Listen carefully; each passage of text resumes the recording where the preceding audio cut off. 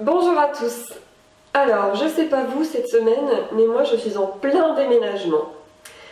C'est ce qui m'a donné une idée pour vous. Je me suis dit peut-être que lorsqu'on a dessiné en imagination les lutins de Noël, vous avez peut-être du mal à dessiner les cadeaux, à leur faire des cadeaux dans les mains ou à les mettre autour d'eux. Alors, je vous propose qu'on revienne sur cette histoire de boîte en dessinant des boîtes en carton, des cartons, ou alors des boîtes à bijoux, des boîtes à biscuits, des boîtes toutes celles que vous pouvez trouver, qui seraient en cube ou en pavé, voire même des meubles, par exemple une table de chevet peut être tout à fait rectangulaire. Et je vous propose de les regarder avec attention, ces objets, et de voir que, en fait, oui, ils appliquent la perspective. Alors ce qu'on va faire aujourd'hui, je vais partir sur la base de cartons de déménagement et puis je vais donc les mettre dans une pièce en appliquant la perspective à un point de fuite. Vous allez voir, ça n'a pas l'air très attrayant, mais je vous promets, on va bien s'amuser et le dessin va être très vivant à la fin. On y va? C'est parti! Alors, en premier lieu, je vous ai dit, moi je veux faire une pièce remplie de cartons. Donc, je vais dire que ma pièce, elle va faire le maximum de place possible, ou à peu près. Elle va occuper en tout cas une grande place dans ma page. Ça, c'est le cadrage. Ensuite, il faut se dire que les plafonds aujourd'hui sont construits à peu près 2,70 m de hauteur. Donc on va admettre que ça c'est 2,70 m. Donc 1 m, 2,70 m à peu près de visu. Et que l'humain mesure environ 1,80 m en moyenne. C'est une grosse moyenne. Hein. Donc 2,70 m, 2 mètres, 1,80 m, ça se trouve à peu près ici. Donc les yeux vont être à peu près à la même hauteur. C'est ici que je vais décider de placer ma ligne d'horizon. Puisque c'est ici que mon humain lambda a ses yeux. Cette ligne d'horizon, il ne lui manque plus qu'un point de fuite, puisqu'on a dit qu'on se mettait dans une perspective à un point de fuite. Alors je peux le mettre au milieu, moi j'ai décidé de le mettre un petit peu de côté, pourquoi pas. Et puis maintenant, il ne reste plus qu'à dessiner les cartons. Alors par exemple, je peux avoir un carton ici déjà. Donc j'ai dessiné sa face, on est en perspective à un point de fuite. Et comme d'habitude, je relie tous les sommets au point de fuite. Je continue mon geste, vous voyez, mais je ne dessine pas toutes les lignes de fuite, simplement par confort. Mais mon geste me fait me vérifier que j'arrive bien au bon endroit. Je dessine sa profondeur. Et voilà, j'ai déjà un carton. Alors, si vous êtes débutant, entraînez-vous déjà à dessiner des cartons fermés, plutôt cubiques ou pavés. Et puis vous pouvez déjà, ensuite, une fois que vous vous sentez un peu à l'aise, vous pouvez commencer à varier les proportions des cartons. Par exemple ici, on va dire que c'est un carton très haut et pas très large. Pareil, je lui dessine une profondeur. Hop. Et puis, en fait, il est ouvert. Donc, s'il est ouvert, il a deux rabats qui se rabattent à la moitié du carton. Donc, les rabats, ils doivent mesurer la même taille que la moitié du carton, à peu près. Et les rabats doivent aussi aller au point de fuite. Et puis, je sais pas, dedans, soit on le fait vide, soit on lui met quelque chose.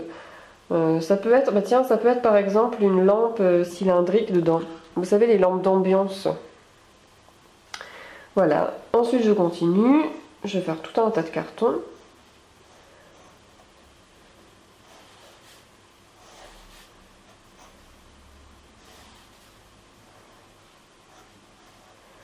Un troisième carton.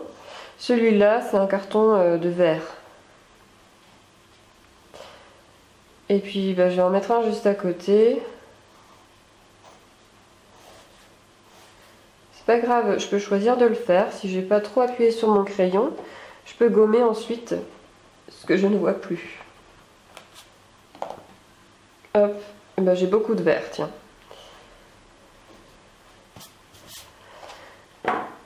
Et puis, je peux avoir des meubles aussi à transporter. Par exemple, il peut y avoir une table.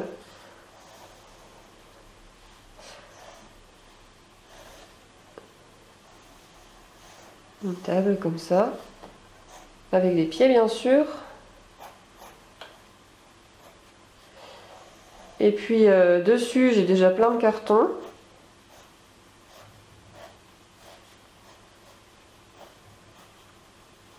Alors, attention, vous voyez mon carton, il a cette largeur là, donc ma table doit être plus grande. Elle doit pouvoir supporter le carton.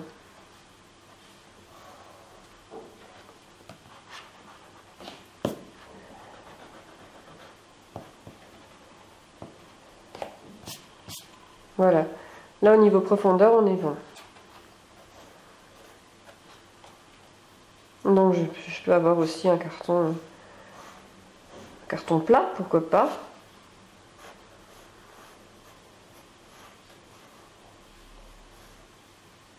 Et, ah bah c'est un... Vous savez, les cartons de déco de Noël, je sais pas si les vôtres sont comme ça, mais le mien était comme ça quand j'étais petite. Et puis il n'est pas encore tout à fait terminé, alors on voit les boules, on voit les guirlandes. Là, c'est ce qui peut rajouter de la vie dans vos dessins, les cartons ouverts. Et puis bah, en dessous aussi, j'ai plein de cartons. Ça s'entasse, ça s'entasse. Vous pouvez continuer comme ça jusqu'à plus soif, tant que vous avez envie.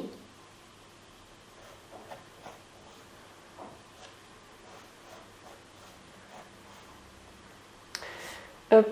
Là, j'ai oublié un...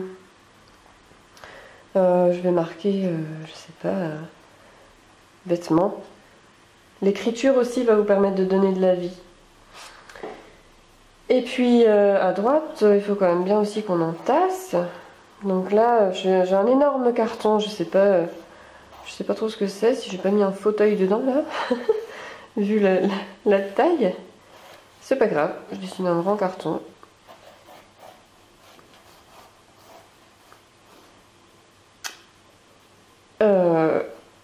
Et puis c'est une pile de cartons. Il y en a plein, plein, plein. Là, vous voyez, j'en ai dessiné 2 d'un coup. Tout va bien. C'est simplement qu'il y a un trait en plus ici et un trait en plus là, pour faire 2 cartons. Et puis ça va jusqu'au dessus. Alors pourquoi pas, hein, on continue. Là, la pile, elle va commencer à être un peu instable. C'est pas grave. Vous voyez que mes traits commencent à changer là. Ils deviennent de moins en moins inclinés. C'est normal. Et c'est pour vous montrer justement. Je vais vous montrer ce que ça donne si on rajoute un carton encore au-dessus. Qui arrive cette fois au-dessus de la ligne d'horizon. Là, l'inclinaison va dans l'autre sens. On relie toujours les sommets au point de fuite. Et ça nous donne une pile qui n'est pas très stable, je l'avoue. On va la caler avec un carton devant. Mais qui est juste au niveau perspective.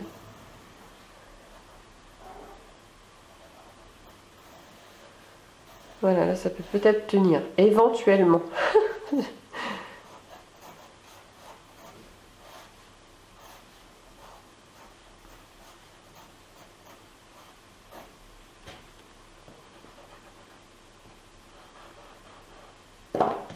referme très bien.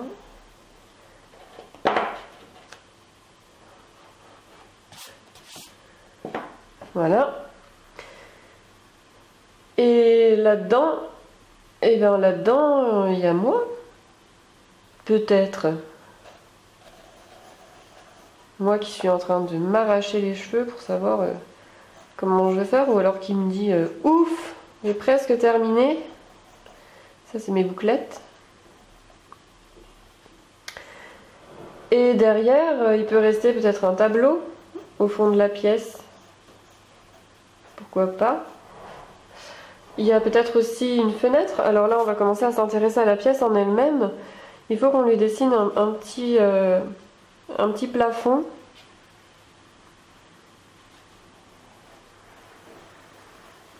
Pour lui donner de la profondeur à cette pièce.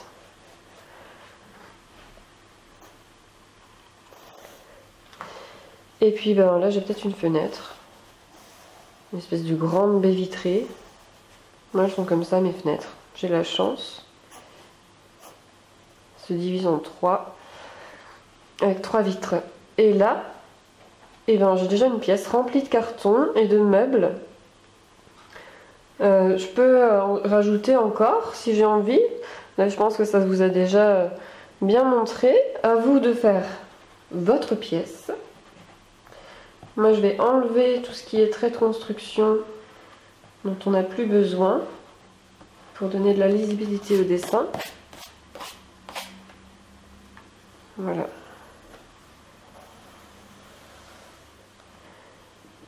Voilà pour le résultat. Alors, j'ai rajouté des hachures pour ombrer, j'ai rajouté les ombres portées et j'ai fait mon dessin au stylo. C'est un choix.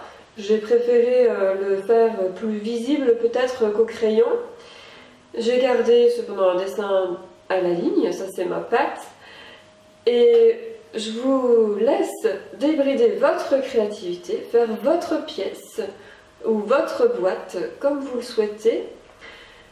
Faites-vous confiance, faites-vous vraiment confiance. Logiquement, si vous suivez ce principe de dire que la perspective a un point de fuite, c'est le fait de mettre en perspective un objet dont on voit la face devant nous. À partir de ce moment-là, vous pouvez relier cette face au point de fuite et ensuite voir, ah bah oui, si je mets au-dessus de la ligne d'horizon, ça donne un objet vu de dessous, que je vois depuis en dessous, etc. etc. Peut-être que ça va vous paraître difficile au début, mais c'est un jeu, il faut le prendre comme un jeu, comme une gymnastique, que vous arriverez à faire avec beaucoup de facilité, à force d'entraînement. Et ensuite, ce sera un jeu d'enfant pour vous. Un petit peu de persévérance, je suis là. Si vous avez des commentaires ou des questions, n'hésitez pas à les écrire en dessous de la vidéo. N'hésitez pas non plus à vous abonner à ma chaîne YouTube, à vous abonner à ma newsletter, et puis à aimer et partager cette vidéo si vous l'avez appréciée. Je vous dis à très bientôt pour une nouvelle vidéo.